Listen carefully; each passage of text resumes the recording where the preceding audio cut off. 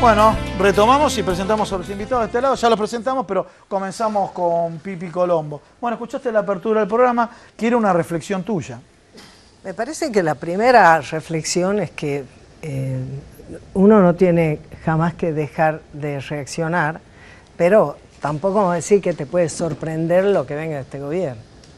Porque primera medida que tomó el gobierno, ahora van a ser 2 años, fue que las amas de casa dejemos de tener la tranquilidad de poder tender la mesa. Vos pensás que durante años trabajamos, y Daniel es un ejemplo de eso, trabajamos para que las condiciones de tener empleo, de tener un sueldo digno, de tener condiciones, sacara a los niños y a los jóvenes de los comedores, los pusiera de nuevo a comer, a compartir en familia, en su formación. Lo primero que hizo el gobierno fue devaluar, quitar la retención y por lo tanto llevar el precio de la comida a las nubes. O sea, sacar la comida de la boca a la gente es como lo más criminal. Después de eso, todo lo que hace es abonar que este gobierno expresa el interés oligárquico en la Argentina, o sea, la negación del interés nacional, la negación de lo que es un proyecto que pueda hacer, como nos gusta decir, la felicidad del pueblo y la grandeza de la patria. De ahí en más, todo es en esa dirección. Entonces, yo soy secretaria general del Sindicato de Ama de Casa. Nosotros tuvimos la oportunidad preciosa de que una reivindicación que teníamos desde Evita, que es que el trabajo de las mujeres en nuestro hogar se valorara y que cuando llegamos a grande, así como yo y más, no tengamos las manos vacías, sino que tengamos la posibilidad de tener un ingreso, lo conseguimos con la moratoria previsional que primero hizo Néstor Kirchner, que el 80 y tantos % de las personas que se jubilaron fueron mujeres, porque somos las grandes excluidas del sistema. Por lo tanto, y después con la moratoria cuando la prorrogó Cristina, y todavía ahora estamos en una colita final tratando de aprovecharla, que no es como por ahí dijiste la pensión universal a los adultos mayores o a la vejez o como se llame, que ahora empezó a estar vigente, pero sobre la que tenemos que trabajar, porque nosotros necesitamos que aquello que fue una realidad para millones de mujeres argentinas se consolide en una legislación que protege ese trabajo. Por lo tanto, hoy por hoy está el gobierno yendo sobre la movilidad jubilatoria, o sea, empeorando las condiciones en que se actualizan los beneficios previsionales. Hoy está descalificando un poco el hecho de que haya personas que se hayan jubilado con la moratoria, desconociendo una cosa que es conceptual. No hay nadie que no paga su jubilación, no hay nadie que vos puedas decir no hizo sus aportes, no es cierto. Tuvo un empleador que no se los hizo, o tuvo que trabajar, changar, o quedó desocupado, o es un ama de casa que no tiene ingreso, pero tiene un trabajo que va de lunes a lunes. Ahora, entonces, Pimpi, la posición del gobierno uno la conoce, yo hablaba con economistas del gobierno el otro día y el argumento de ellos es el sistema previsional es insostenible, los jubilados no pueden seguir ganando porque no se sostienen en el tiempo, ganando poder adquisitivo, entonces uno dice, bueno, ¿y entonces qué vas a hacer con los jubilados? Digo, conocemos la intención, ¿cómo estás viendo hoy desde el arco opositor? ¿Qué visión tenés vos para enfrentar eso? Y yo te voy a decir, la visión que yo tengo, que veníamos hablando hace un ratito, es que nosotros no podemos perder de vista que el peronismo ha sido colocado en la elección del 2015 como oposición al gobierno nacional, pero que es gobierno en la mitad o más de las provincias argentinas. Que los compañeros de las organizaciones sindicales están sufriendo una presión y las consecuencias de una política que es contra el pueblo, contra la nación, contra la producción. Por lo tanto, creo que lo que importa es que nosotros trabajemos por la unidad y por ir acompañando ese rompecabezas de fuerzas donde no es solamente sacarte las ganas y decir, no, estoy en contra y ya está, sino cómo construyo la fuerza para no darle lugar. Te voy a poner un ejemplo, que capaz que los que militan en la provincia de Buenos Aires tienen más claro que yo. Por ahí de marzo del 2016, la gobernadora pidió al Senado y a la legislatura provincial una autorización de endeudamiento. Ponele, te voy a decir un número que puede no ser exacto, pero ponele como 110 millones, no sé.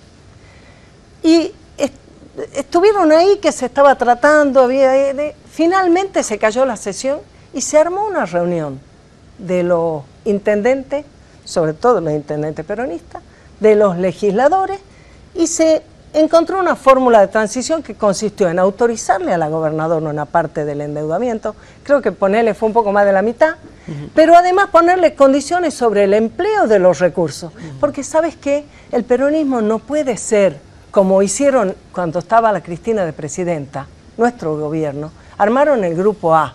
El Grupo A consistía en hacer obstrucción a todo lo que fue el gobierno. El peronismo no puede ser una oposición obstructiva, porque los sindicatos tienen que dar respuesta a su gente, tienen que cuidar el empleo, no pueden simplemente decir, no, paro, vos sos un gremio metalúrgico, no le podés meter 4 meses de paro, porque cierran la fábrica y la gente, ¿verdad? Entonces, hay ahí un equilibrio que construir, que solamente se va a construir si somos capaces de estar unidos y de comprender que todos tenemos un solo enemigo, que es la oligarquía que está en el gobierno. A ver, bueno, en esta escenario idea de oposición, se junta, bueno, referente de las cuestiones sociales, así como Pimpi, militante de la provincia de Buenos Aires, estás hoy en un espacio político determinado. ¿Qué pensás vos? ¿Cómo ves la oposición rearmándose, Daniel? Yo creo que tenemos que construir la agenda de la oposición. El gobierno tiene una agenda y va hacia un lado. Para mí es un lugar equivocado, va a crecer en base a soja, minería, sector financiero, sector primario y va a dejar 20 millones de argentinos afuera. Pero va hacia un lado. La reforma tributaria que está planteado va en esa dirección. La reforma laboral va con la idea de bajar los costos salariales y la reforma previsional va con la idea de echar en parte a los jubilados y a las personas que tienen planes sociales para ahorrar de ahí y poner en otro lado. Esa es una agenda del gobierno. La oposición está dispersa, estamos dispersos y tenemos que construir una oposición que tenga una agenda clara. Para mí esa agenda tiene que tener 3 cosas claras. Uno es no evadir que hay problemas estructurales. El sistema previsional tiene un problema claro en la Argentina. El Estado no puede gastar lo que no tiene, hay un problema tributario, pero no es el atajo que está haciendo el gobierno el que hay que encarar, sino que hay que encarar otro. Hay que expandir la economía. Primer punto clave. Acá no es si tenemos una sábana corta y sacamos de acá o acá, cambiamos la fórmula de jubilado, le damos a este. A ver, la primera síntesis sería, hay que reverlo, pero ya sea en un escenario de crecimiento, no en un escenario de ajuste. Hay que construir un escenario de crecimiento en la Argentina, un escenario de crecimiento para 40 millones de argentinos y no un escenario de crecimiento solo para algunos sectores. Bien. Eso es lo primero. Bien. Y esa agenda, ¿qué quiere decir? Que tiene función la construcción, el textil, el comercio, el metal mecánico, que el mercado interno es clave. Lo segundo que me parece que tenemos que tener como una agenda clara es que para construir una oposición no hay que evangelizar y hay que escuchar, hay que intercambiar. Nadie quiere que alguien vaya y diga, hay que hacer esto, sino ir a escuchar. Algo que hizo bien el gobierno fue el tema de los timbreos.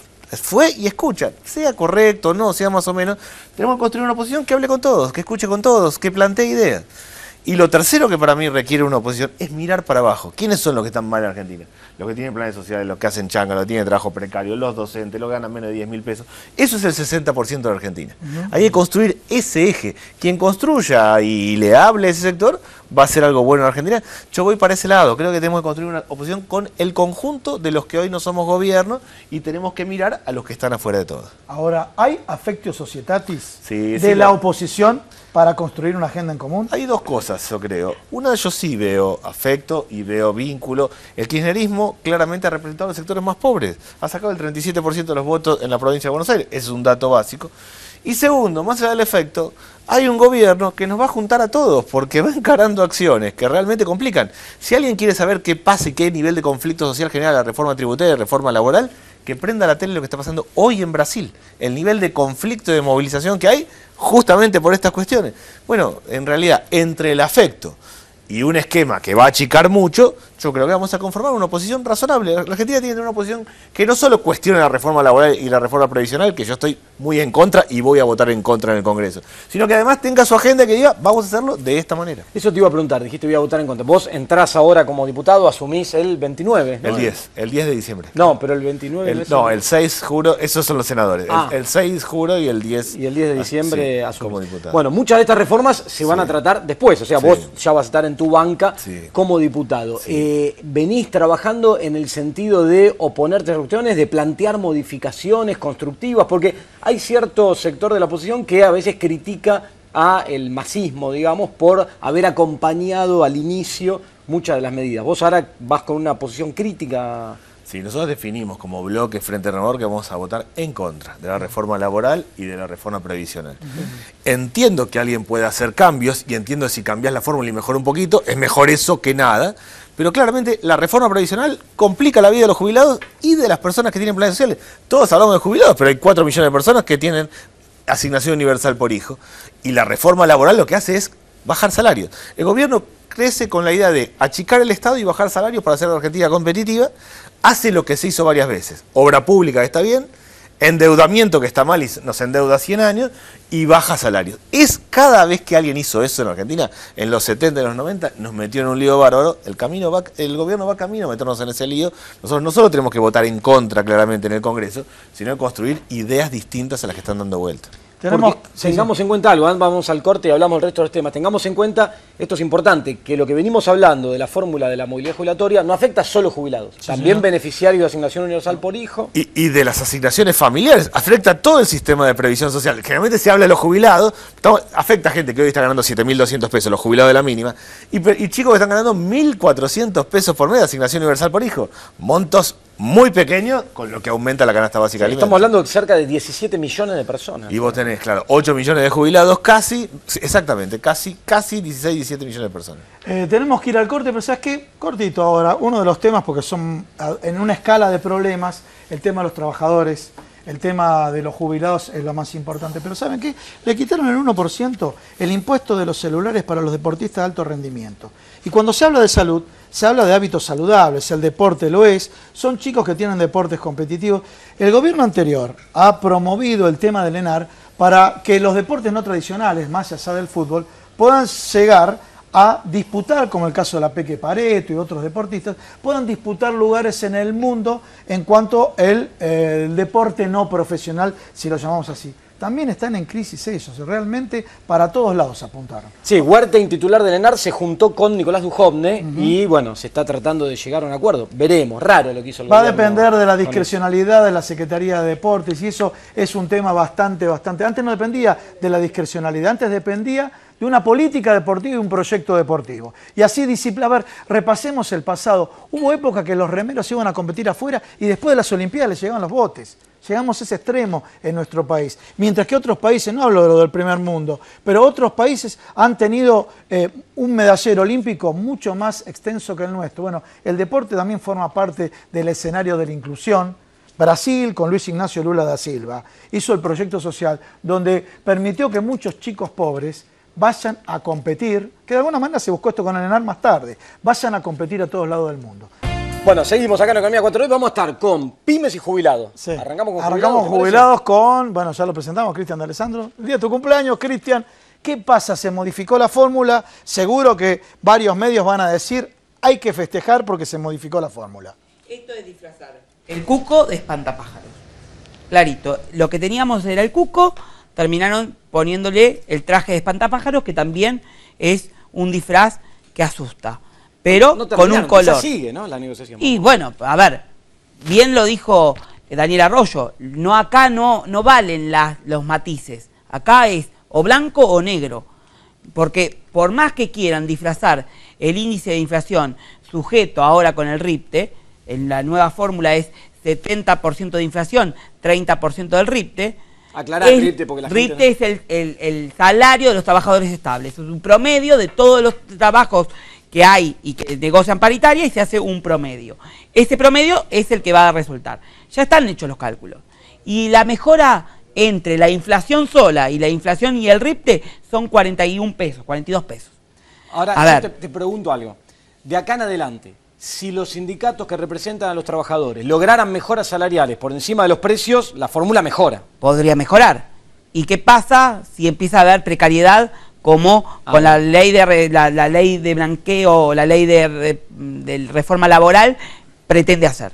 Porque en realidad hay que mirar lo que se viene atrás con la reforma laboral. Y la reforma laboral va a generar trabajos precarios, monotributista dependiente y qué sé yo, qué sé cuánto. Entonces, están disfrazando algo entre la negociación que en definitiva le deja un sabor amargo. Si vamos a poner matices a lo que está acá, y claro, si me cambian media docena de facturas por una, y bueno, antes que la nada, es algo, y no es así, o es blanco o es negro.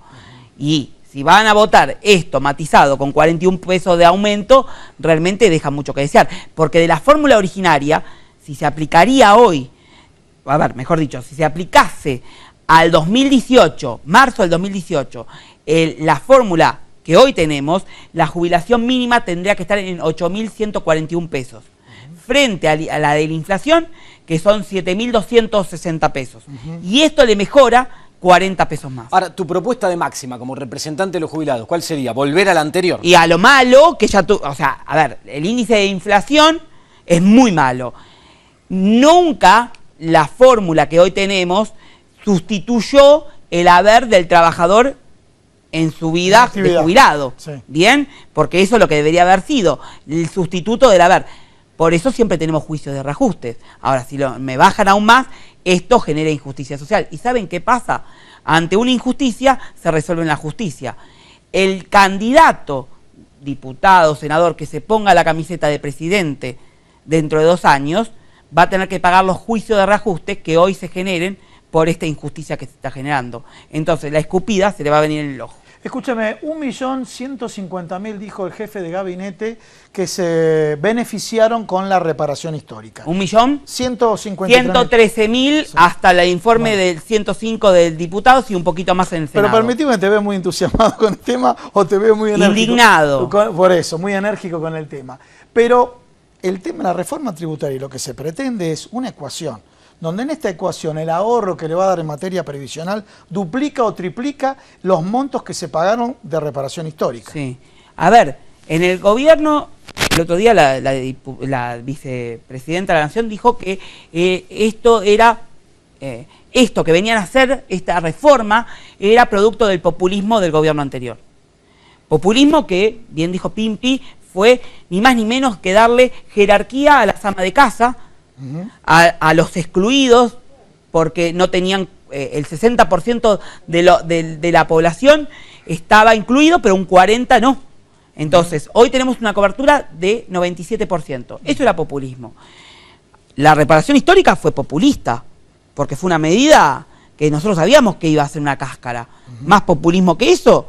Ahora, en esta ley, este proyecto de ley que se envió al Senado, las moratorias, las amas de casa, encima ni siquiera van a tener el 82% del salario mínimo vital y móvil, que es un fiasco, porque son 18 pesos nada más de aumento. Sí, porque ya están 81 y pico. 81, 71. Las amas de casa, a Pimpi le digo, que sus afiliadas, su gente que representa, va a tener 7.000 pesos.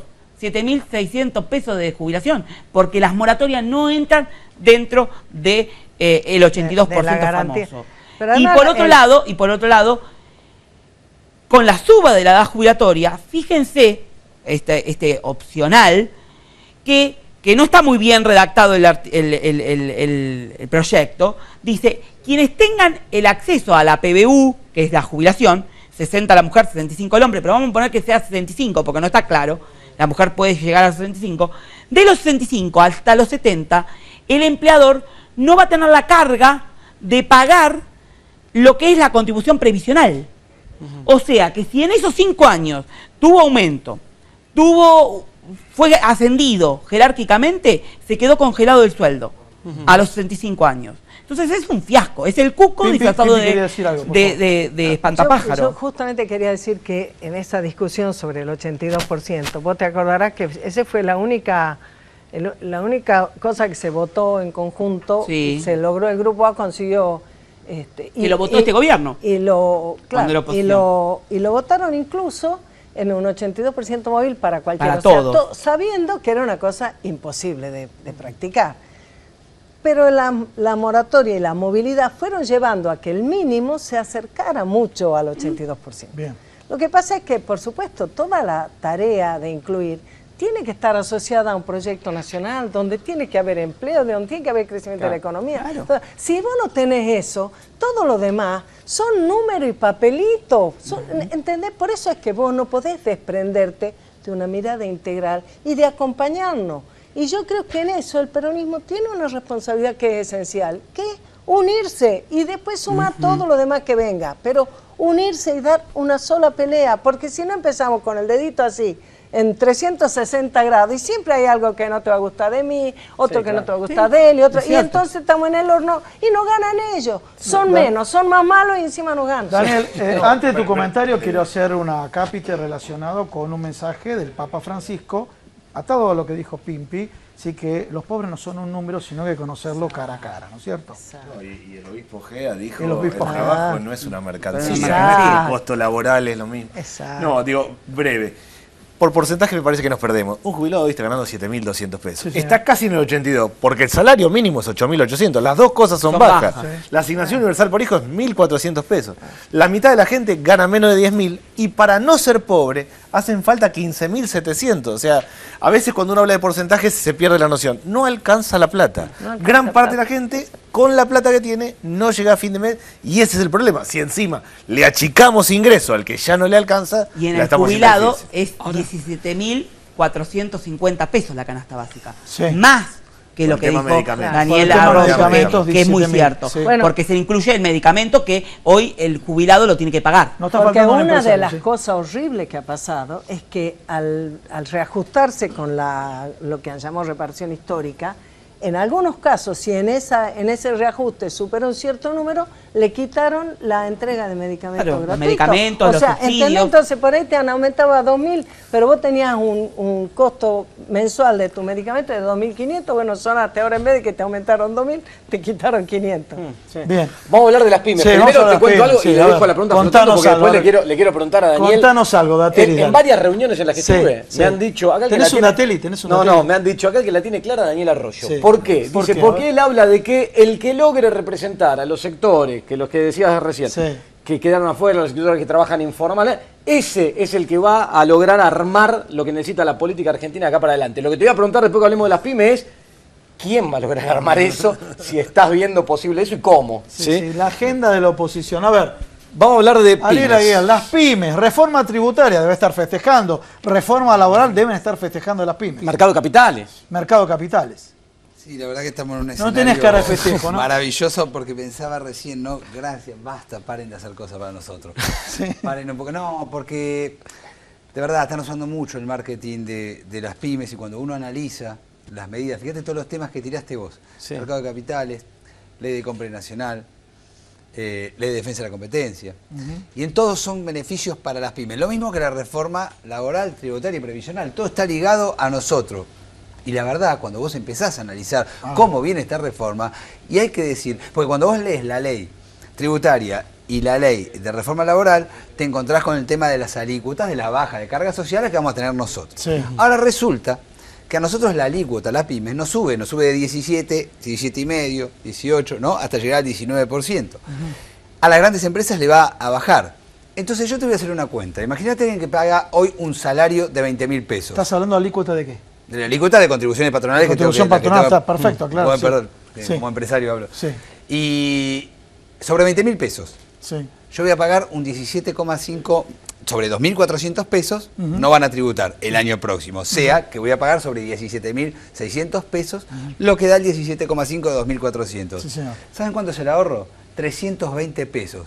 ¿A ustedes les parece Que la que pyme- nosotros vamos a tomar más gente por 320 pesos con suba de importaciones, con caída del mercado interno, con las tasas al 30%? Entonces, digo, cuando vos hablás mucho de medidas pequeñas que en su conjunto pretenden desde lo financiero ayudar a las pymes, empecemos a hablar de las medidas estructurales. Sí. Con una tasa al 30% el crédito a mí me sube y es inaccesible. Sí, señor. Con una suba de tarifas que nombraron al principio, 50, 60%, hay sectores que quedan fuera de competencia y algo peor, la suba de todos los impuestos, de todas las tarifas, a lo mejor en lo que es un jean, en el hecho de hacer un jean, no te cuenta tanto, pero me cuenta en el bolsillo de Pimpi, que no me compra un solo producto más de fabricación nacional, porque cada vez se le deteriora más el bolsillo. Entonces, ojo con esta discusión, porque en el medio de todo lo previsional, más allá de la cuestión ideológica que uno pueda tener y de en qué tipo de país quiere vivir, señores, yo pierdo 140.000 millones de pesos en el mercado interno, porque Claro. eso significa esa reforma.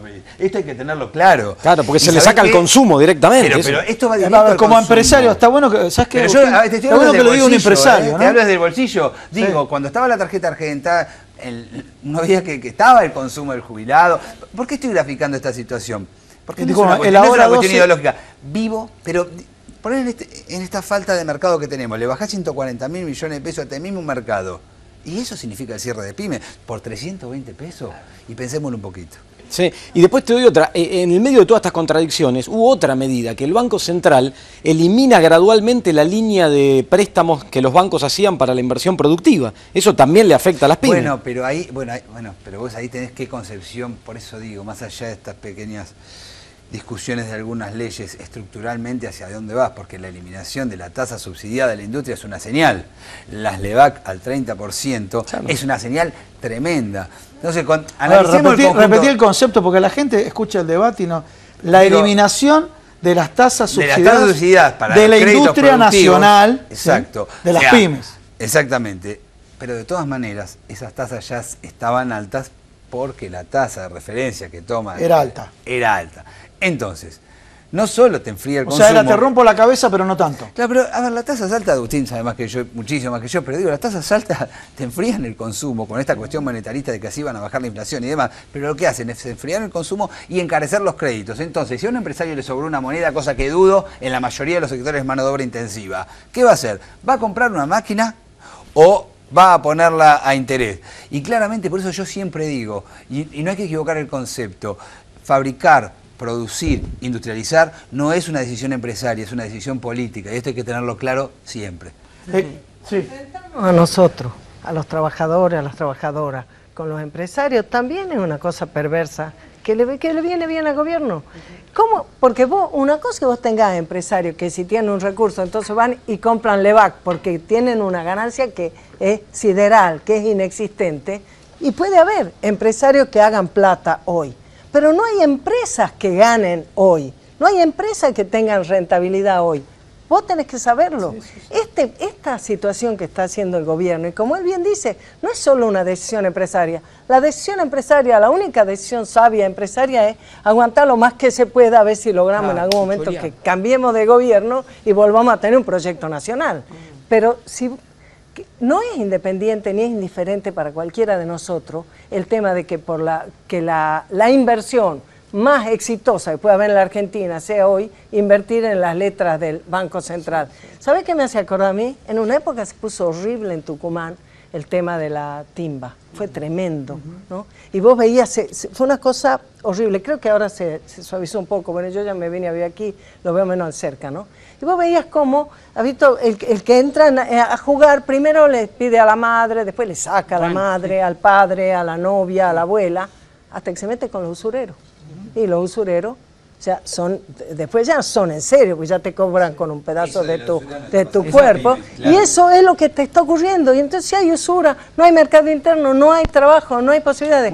Mirá, volviendo a Tucumán, dentro de toda esta medida perversa que ustedes están diciendo, le quieren poner un impuesto enorme a las bebidas azucaradas, chau industria azucarera. Han bajado el precio del bioetanol después de que hace 2 años subieron un poquito cuál era el porcentaje, entonces hubo en los ingenios azucareros alguna inversión para producir. O sea, es todo pata para arriba, es todo al revés de lo que haría falta.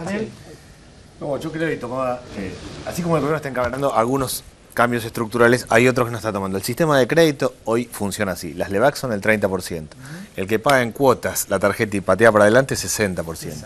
La financiera de la esquina, 120%. El financista del barrio, lo que fuera, y el que vende droga es a lo que sea. Ese es el sistema de crédito que existe en Argentina. Hay que darlo vuelta. Y lo mismo con la escuela secundaria. Yo diría, ¿por qué no tomamos en serio las cuestiones estructurales en Argentina? Si la mitad de los jóvenes no están en la escuela secundaria y si esta escuela secundaria está preparando a los trabajadores del siglo XXI, bien nos va a ir. Si el sistema de crédito lo que hace esencialmente es reventar a todo el mundo y que nadie les sirva a producir, tampoco nos va a ir bien. Esas dos cuestiones por lo menos habría que tomarlas seriamente. Mirá, Cristian, antes que te vayas, dale. Sí, respecto del consumo y los jubilados que él hablaba de la tarjeta Argenta. Existió la tarjeta Argenta con un incentivo para el consumo, ¿no? Porque uno compraba con la tarjeta sobre un crédito acordado, preacordado antes. Eso se eliminó y hoy tenemos créditos Argenta. Esos créditos Argenta, que se dan hasta 60.000 pesos, etcétera, la gente, los jubilados, cambiaron la modalidad de consumo por el pago de los servicios. Sí, están sacando los créditos Argentas para pagar las expensas, para pagar las renovaciones de alquileres. Miren, el otro día en un ANSES yo fui al día siguiente que estuvo Baselvaso haciendo campaña en las elecciones. Y va Baselvaso con su camarita esas para que parezca ser algo casual, y le preguntaron a un hombre, un jubilado que estaba sacando justo el crédito. Se puso a llorar de la emoción, que estaba agradecido, todo filmado, agradecido por ese crédito que le estaban dando. Baselvaso lo que le preguntó, ¿para qué? Bendita pregunta. Porque le renovaban el alquiler, no podía pagar toda esa renovación del alquiler, entonces eso y se iba no al consumo, sino a los gastos corrientes. Y eso es terrible. Te voy a contestar algo que contestaba mi viejo de jubilado, para todos. Y ¿sabes qué? Yo no sé si va a estar vivo. O sea, vos fijate en qué límite lo pones a los jubilados. Cuando paga la cuota 60. Imagínate cuando nosotros vemos los recibos de sueldo de los jubilados, de haberes. 7.246 pesos, menos la obra social, menos si tienen alguna moratoria, menos 1.200 pesos de crédito, que son por 5 años. Sí, señor. O sea que terminan con 4.000 pesos en el bolsillo y endeudados, porque a medida que pueden renovar y pichulear ese crédito, lo van sacando porque ya están endeudados por otra cosa. Y esos créditos están siendo servidos para parar la olla de los chicos, de los hijos que están desocupados.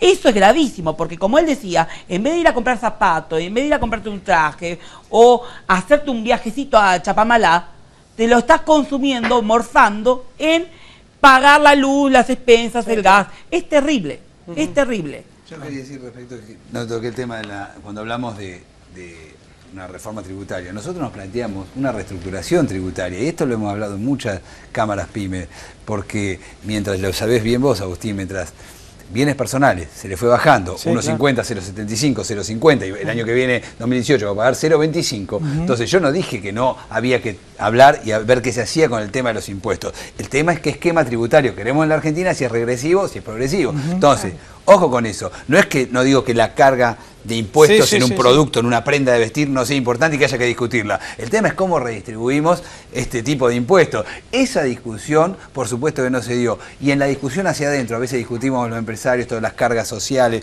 El otro día yo decía, mirá, el problema es que los que hoy vos pagás menos en cargas sociales, o contratás más monotributistas y tenés menos gente, en 3 años te significa la destrucción del mercado del que vivimos. Tengamos esta lectura, porque si no la lectura va a ser corta y nos lleva puesto a todos. ¿Se entiende? Entonces, digo, es una discusión que hay que dar, y coincido con Daniel, es estructural y es en diferentes temas al mismo tiempo, y creo que la construcción se da fuera del Estado y se tiene que dar... Pero te repregunto como empresario pyme y demás, si hablamos de la oportunidad de la reforma tributaria. Hacía años, a ver, de que estudiaba económicas en la carrera, había que reformar todo, ¿sí? Había que reformar todo el sistema tributario y hoy seguimos discutiendo lo mismo. La oportunidad, ¿te parece oportuna ahora cuando hablamos de estos índices inflacionarios, cuando hablamos de pobreza, cuando hablamos de cobertura, cuando hablamos de jubilados? ¿Es el momento? No solo me parece que no es el momento, sino que además que no se está discutiendo qué tipo de estructura nos planteamos. Estamos planteando una rebaja de impuestos que solo va a favorecer de esta manera a las grandes empresas, punto, bien, listo. Entonces, esto es lo que tenemos que discutir. No solo si es el momento, sino qué tipo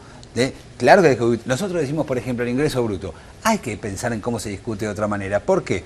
Porque hay que pensarlo como cadena de valor. Sí, en el cuero lo paga el cuero, el que fabrica la cartera, el comercio.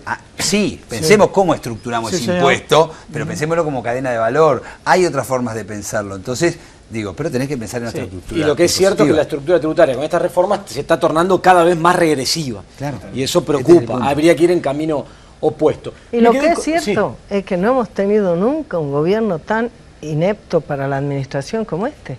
Porque es como todo al revés. Si yo no estudié economía, pero administro mi casa. No hago un plan como es el presupuesto que presenta el gobierno al Congreso, donde le digo que voy a gastar más que lo que recaude y que voy a vender, y que el país va a vender menos que lo que compra, o sea, todo pata para arriba. Y entonces, ¿y con qué se van a sostener? Con que van a seguir teniendo quien venga en esta gran especulación a prestarle hasta que deje de prestar. Y entonces... Para el año que viene las necesidades superan los 50.000 millones de dólares. Bueno, una locura. Entonces, no existe eso. Ninguna ama de casa, aunque no tenga terminada la escuela primaria, administra con el criterio que administra el presidente Macri el país. Repasemos Te hago la pregunta, sí, que me había quedado, porque viste que estamos como en un escenario de que se ha instalado en la población bastante reacio a la política de cierto sector y a los políticos. Vos me parece, sos uno de los casos, Daniel, que la ¿Querés gente meter en la política, escucha, sí, que la Vamos gente ahí. escucha, que le presta atención por la forma que tenés de abordar las cosas. ¿Qué te parece? ¿Cómo la oposición va a representar estos sectores que vos decís que hay que representar para poder modificar todo esto que acá, desde los diferentes sectores, estamos de acuerdo que hay que revertir? Pero disculpa, te repregunto, agregado a lo que dijo Agustina Delis, el gobierno tuvo un éxito electoral, independientemente de cómo están conformadas las provincias y demás. ¿Hasta cuándo la población con estas medidas, ¿sí? Va a decir, bueno, en algún momento se produce un quiebre? ¿Sí? ¿Cómo lo ves vos a todo lo que te preguntó Agustín? Yo creo, primero, el gobierno tuvo un éxito electoral y está haciendo obra pública. Eso es un cambio que se ve en los barrios. Lo peor que puede hacer una oposición es negar la realidad. La realidad es que hay un avance de la obra pública que hacía rato que no se estaba haciendo. Creo yo que no es la obra pública esencial que hay que hacer. Yo creo mucho en la obra pública de pico y pala para este momento. Vereda, cordón cuneta, núcleos húmedos. No es esa la obra pública, pero se está haciendo obra pública. Sobre esa base nosotros tenemos que construir distintas ideas. A mi modo de ver, la clave es empezar a construir desde todos los sectores que tienen dificultades, cómo hacemos para crear valor agregado, cómo hacemos para definir qué sectores productivos tienen que funcionar y cómo hacemos para hablarles a los que sienten que la política les está dando la espalda. Yo voy a poner mi granito de arena. Mi impresión es que van a surgir nuevos liderazgos en Argentina, pero una oposición tiene que ser racional. ¿Hay obra pública? Hay obra pública. ¿Hay problemas del sistema previsional? Es evidente. Lo que hace el gobierno está muy mal. ¿Hay que reformar la cuestión tributaria? Es recontra claro porque la presión tributaria es infernal. ¿No es la que está haciendo el gobierno? ¿Cómo? Yo creo que la sociedad escucha mucho más a la política de lo que parece. Y la sociedad argentina está más politizada de lo que parece. Lo que no le interesa son las frases hechas, mejor salud, mejor educación, o las cosas sueltas, sino a ver quién es gente sana, honesta y está de verdad planteando una idea distinta. Sobre eso de construir, yo le tengo mucha fe, yo creo que vamos a hacer una buena oposición en Argentina, una oposición sana y competitiva, que lo que tiene que hacer es construir su propia agenda y en el 2019 decir, bueno, está esta y nosotros planteamos esto, fíjense a ver qué les parece. Ariel. No, porque quiero coincidir en esta parte política con Daniel, porque justamente lo que se intenta es despolitizar todo. Y esto es lo peor que les puede pasar, porque quienes pensamos en una transformación en muchos aspectos de la sociedad, las transformaciones solo se dan desde la política, porque es la herramienta que tenemos. Entonces, ojo con este esquema de estar planteando la despolitización de la sociedad, porque estamos comprando y jugando el juego que no tenemos que jugar como sociedad, porque una sociedad que es política es una sociedad que avanza. Por eso en esto coincido con Daniel. Bueno, ¿no? y para los cuatro, ¿hasta cuándo, cuál es el punto de inflexión en que todo esto de una burbuja comunicacional la gente lo empieza a percibir a través de los hechos? A ver, la política comunicacional que este gobierno hizo Es efectista. es muy efectiva. Es efectista. Pero lo que pasa es que hay que ser oposición. Sana, moderada, sí, pero la gente respondió a esa oposición sana, moderada. Convengamos que la gente reaccionó y no fue lo mejor que hubo la oposición sana y moderada, porque es lo que se le juzgó a la gente en el voto. Ahora, hay que ser oposición. Esto que se le va a presentar a los jubilados como una poda, por más que me lo maquillen, no puede salir del Congreso. ¿Cómo dijiste que pasó a ser un espantapájaro? ¿Cómo fue la frase? Del cuco pasó a ser espantapájaro. Bueno, listo. Entonces, de lo que me Que quede preguntan, la frase ahí en el Zócalo, por favor. de lo que me pregunten, que si esto es mejorable, no es mejorable. Esto o se aprueba o se rechaza. Porque eso, por pensar en una oposición sana, me van a meter el 30% del RIPTE, 70% de inflación, que es lo mismo que la nada. Entonces, dejémonos de hinchar con la oposición sana y planteemos una situación que es real, pura y concisa. Ariel, o es blanco o es negro. Ariel, burbuja comunicacional, vos dijiste, están mencionando a las pymes y a los pymes no los beneficia.